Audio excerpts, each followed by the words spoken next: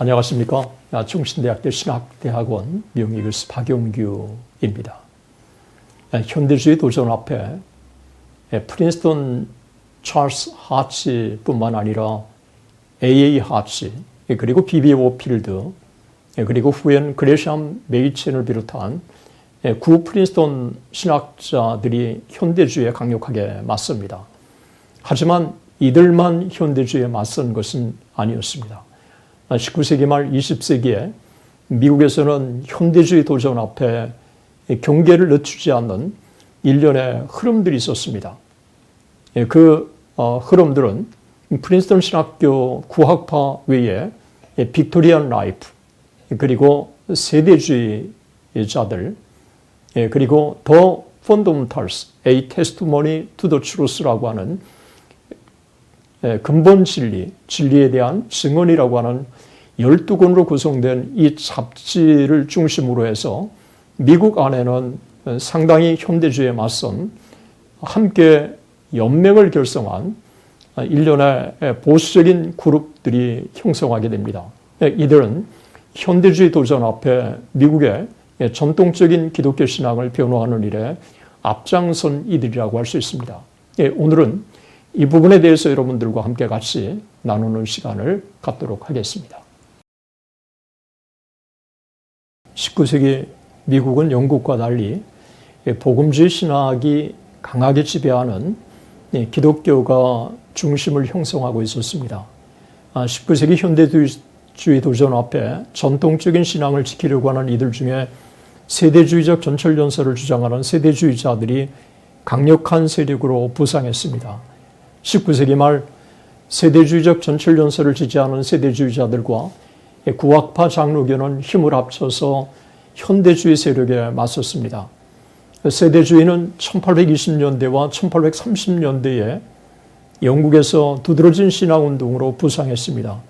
그 당시 어빙 등 영국의 성경 예언 해석 전문가들은 성경의 예언들을 비유적 상징적으로 해석하는 것을 거부하고 문자적으로 해석했습니다. 세대주의는 팔레스타인에서의 이스라엘의 회복을 강조했고 천년 왕국의 도래에서 그리스도가 천년 동안 통치하실 것이라고 문자 그대로 확신한 것입니다.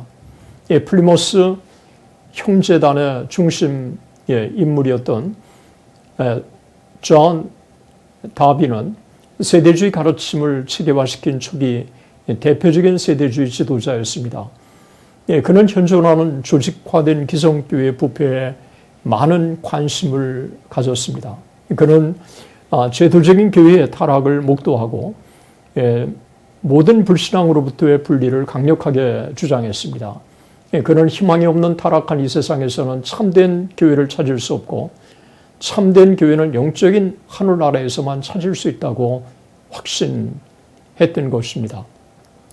세대주의는 성경의 인류의 역사를 7세대로 구분하고 임박한 천년 왕국사상과 휴거와 7년 대환란, 그리고 이어 그리스도가 재림하신다고 가르쳤습니다.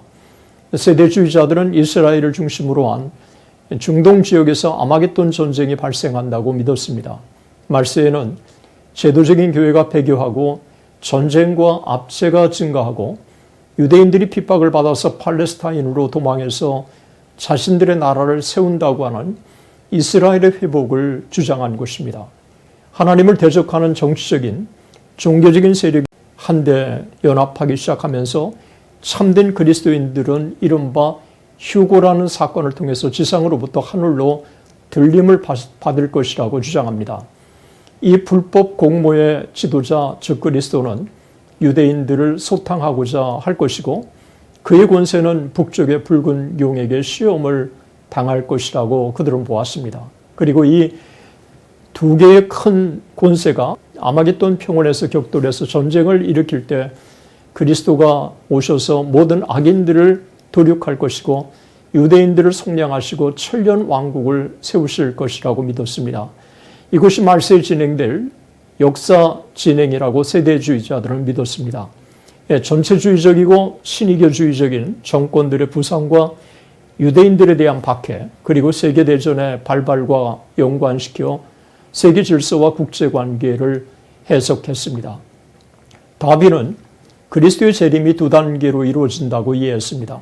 첫째는 공중에서 그리스도를 만나기 위해서 갑자기 이 땅에서 사라지는 성도들의 휴거가 있을 것이고, 그 다음에 대환란이라고 부르는 7년 동안의 파국의 시기가 있을 것이라고 주장했습니다. 이 기간에 전투적인 적그리스도 제국의 발흥, 많은 이스라엘 사람들의 회심과 박해, 그리고 성도와 함께 그리스도가 재림하심으로 끝나는 일련의 전투, 아마겟돈 전투의 승리가 진행돼서 이후 천년 왕국이 설립될 것이라고 믿었습니다. 다비의 이와 같은 세대주의의 가르침은 미국인들에게 적지 않는 영향을 미쳤습니다. 1861년 남북전쟁의 발발로 사회적 혼란이 가중되고 있는 시기에 다비는 미국을 여행하면서 자신의 세대주의 사상을 널리 전파한 것입니다. 이런 다비의 노력과 가르침에도 불구하고 사실 대체적으로 미국 기독교는 이스라엘을 완전히 분리시키고 기성교단과의 단절을 요구하는 다비의 가르침을 수용하기를 주저했습니다. 장로교인과 침례교인들로 구성된 미국 예언 해석자들은 1876년에 나이아가라 성경 사경회를 개최합니다. 그리고 세대주의 운동을 본격적으로 전개합니다. 1876년부터 그들은 또한 매 10년마다 1년의 국제 예언대회를 개최합니다. 이 운동의 지도자들은 상당히 저명한 이들도 포함되어 있는데, 제임스 브룩, 윌리엄 블랙스톤, 아도니람 고든, 아더 피어슨, 제임스 그레이, 딕슨, 루벤 토레이, 그리고 스코필드 성경의 출판으로 널리 알려진 스코필드를 들 수 있습니다. 스코필드 성경의 수간으로 전통적인 세대주의 사상을 심어놓은 스코필드는 이들에게 사상적인 백그라운드를 제공했습니다. 이들 미국 세대주의 운동의 지도자들은 무디와 밀접한 친분이 있었습니다. 무디는 엄격한 세대주의는 아니었지만 이 땅에서의 왕국을 건설하기 위해 재림하신다고 하는 그리스도의 전철연설을 강조합니다. 무디와의 연계성이 세대주의 지도자들이 선교와 복음 전파에 관심을 갖게 되는 계기가 되었습니다. 대부분이 독립적으로 일했던 이들 세대주의 지도자들은 성경의 절대 권위를 받아들였고 성경을 문자적으로 해석을 했던 것입니다. 그래서 세대주의 운동은 성경 공부와 해외 선교 운동을 촉진시켰고 성경학교 설립을 자극을 했습니다. 1886년 시카고에 무디 성경학교가 설립되었고 이어서 1910년까지 상당히 많은 성경학교들이 설립되었습니다. 성경학교는 학력과 교단을 초월해서 기독교 지도자들을 양성했습니다. 이들 학교에서 성경 공부는 학교 커리큘럼의 심장이었고 세대주의 체계를 갖고 성경을 가르쳤습니다. 그러한 학교들은 현대주의에 맞서서 근본주의 신앙을 병원화하고 지키는 일에 중심 역할을 한 것입니다. 성경학교는 세대주의 신앙을 널리 확산시키고 세대주의가 하나의 신앙운동으로 미국 안에 발흥하는 데 중요한 기여를 한 것입니다. 조지 말스턴과 어니스트 샌디는 19세기 미국 기독교인들이 프란시스 베이컨과 관련 있는 과학적인 방법을 전제한 당대의 인식론을 통해서 진리를 발견했고 그런 과정에서 성경을 문자적으로 해석하고 수납했고 결국은 성경의 무호성을 널리 받아들였다고 주장을 합니다. 프린스턴 신학자들의 성경 무호성 변호의 근거가 보편 실제론의 영향을 받았다고 본 것과 매우 유사합니다. 게다가 현대 비평가들은 초기 세대주의 운동이 반지성적이었다고 주장을 하는 것입니다. 세대주의 전철연설 못지않게 현대주의에 맞선 이들이 빅토리안 라이프, 승리의 삶으로 알려진 그룹들이었습니다. 19세기 말과 20세기 초 근본주의 운동을 형성한 또 하나의 전통이 바로 빅토리아 라이프였습니다. 이것은 1875년에 설립된 캐직 성결 운동과도 특징화될 수 있습니다. 이 운동은 성령 충만을 통한 승리의 생활을 모토로 한 것입니다. 빅토리아 라이프는 교리적으로 세대주의를 수용했고 썬데이 타임즈의 편집장이었던 찰스 트럼벌이 회심함으로써 이 운동은 새로운 전기 국면을 맞게 되었습니다. 썬데이 타임즈는 근본주의 영역에 상당한 영향을 미쳤습니다. 트럼벌과 그의 동료들은 미국 캐직 사경회를 설립하고 영향력을 확대해 나간 것입니다. 여기에 적극적으로 관여해서 영향을 미쳤던 인물이 1924년 달라스 신학교를 설립하고 그리고 철저한 세대주의 운동을 전개했던 바로 토마스였습니다. 그러나 이 운동에 가담한 자들이 모두 세대주의자들만은 아니었습니다. 1923년 콜럼비아 성경학교를 설립한 로버트 맥퀸리는 초기의 지도자였지만 그는 세대주의자는 아니었습니다. 그는 1923년에 콜럼비아 성경학교를 설립했습니다. 이들은 교단을 형성하지는 않았고 개인적인 종교적인 체험을 강조했기 때문에 세대주의보다는 교리적으로 덜 엄격했고 영향력도 상대적으로 적었던 것입니다. 그럼에도 불구하고 현대주의 도전에 맞서서 근본주의 운동의 발흥과 저변 확대에 중요한 영향을 미쳤던 것입니다.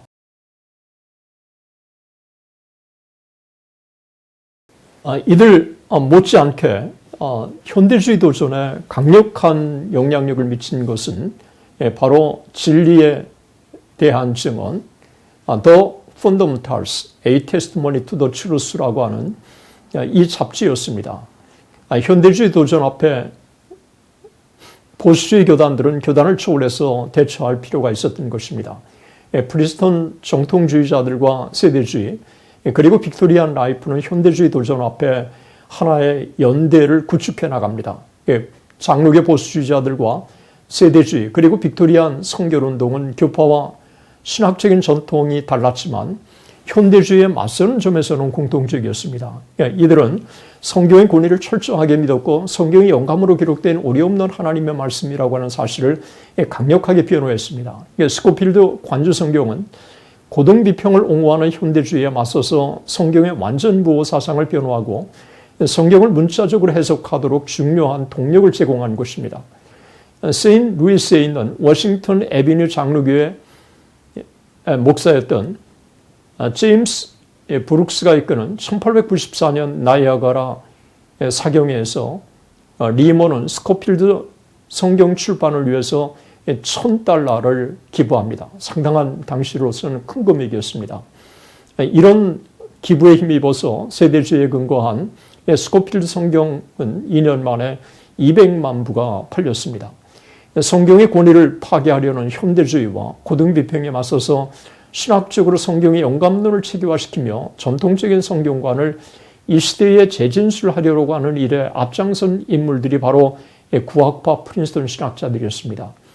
프린스턴의 구학파의 신학자들은 역사 과학 문제에 있어서도 믿을 수 있다고 하는, 신뢰할 수 있다는 성경의 완전 권위를 확신했고 독일에서 밀려오는 성경의 비평학에 대해서 성경의 무호성을 철저하게 변호합니다.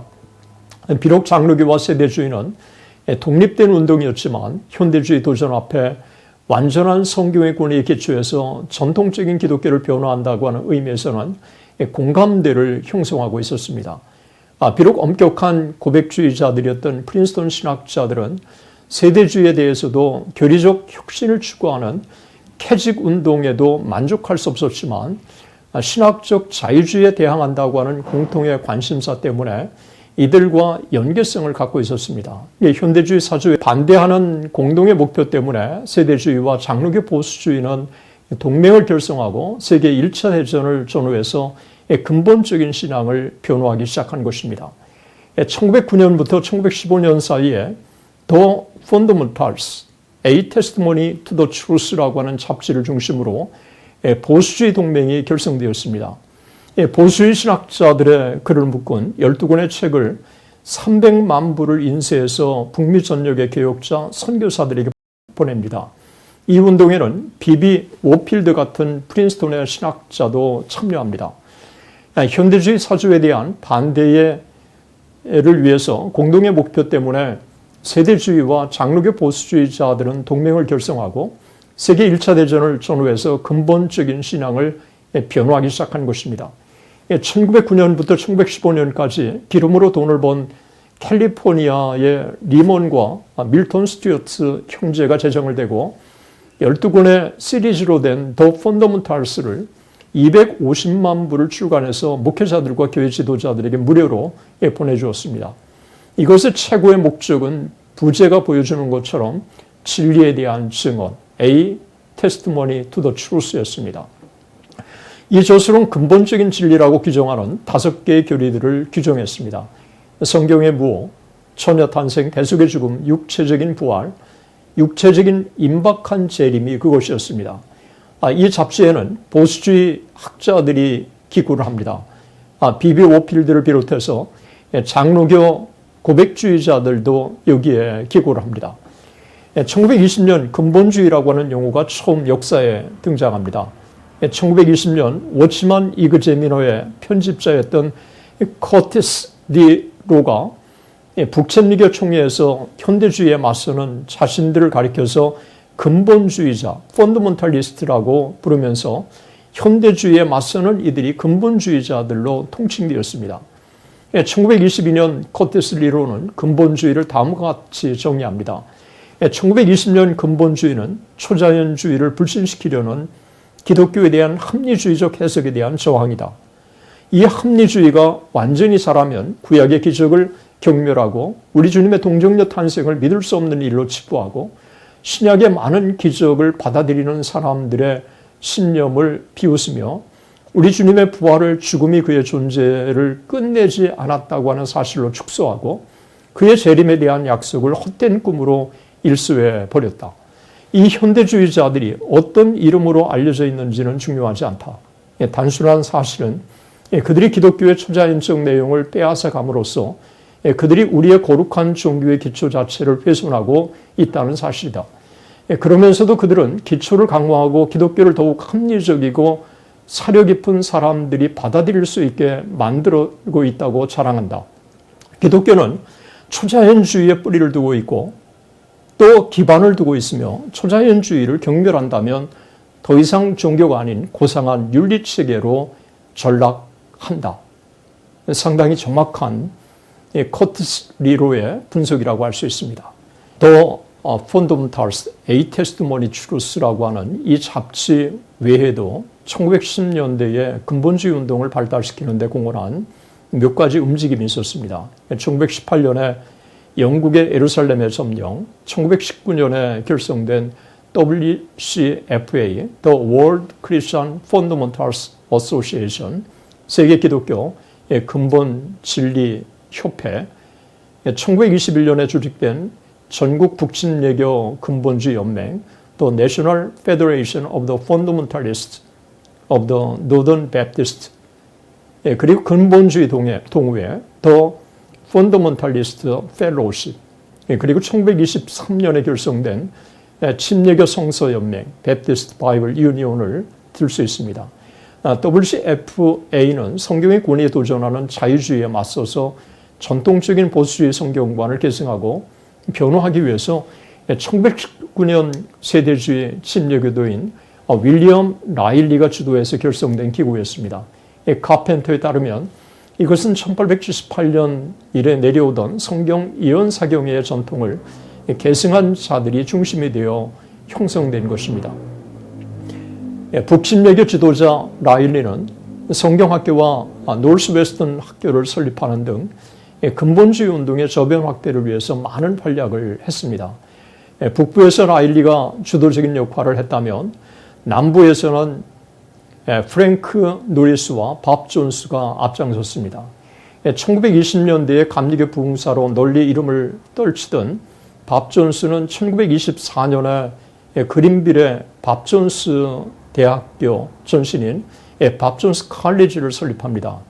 밥 존스는 남부의 보수주의에다가 북부의 전투적 및 세대주의적 근본주의를 합친 보수주의 지도자였습니다. 그러니까 원래 설립 당시는 그렇지 않았지만 2대, 3대가 지나면서 국제결혼을 철저하게 반대하는 등 엄격한 분리주의와 인종차별로 널리 알려진 참 이들이기도 한 것입니다.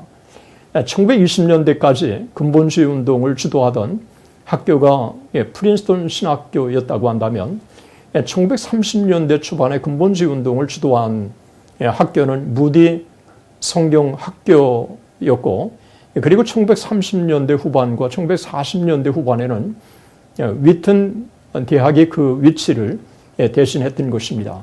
이때에 고든대학과 고든신학교가 참 중요한 뉴 잉글랜드에서의 리더십을 발휘했던 것입니다.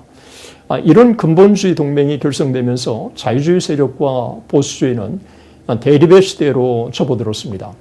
근본주의 운동에 앞장섰던 교단은 보수주의적이었던 북장로교와 북침례교였습니다. 근본주의의 결성은 그 당시 상황에서 살펴볼 때 어쩌면 자연스러운 현상인지도 모르겠습니다. 19세기 말과 20세기 현대주의 도전 앞에 프린스턴 신학자들과 그리고 빅토리안 라이프, 승리의 삶, 그리고 세대주의자들, 그리고 교단과 교파를 초월해서 더 펀더먼탈스, A Testimony Truth라고 하는 근본 진리들, 진리에 대한 증언이라고 하는 잡지를 중심으로 상당히 현대주의의 교파와 교단과 참 여러 가지 성격이 다르지만 연합해서 현대주의에 맞서게 된 것입니다. 오늘의 강의는 여기까지입니다. 끝까지 시청해 주셔서 대단히 감사합니다.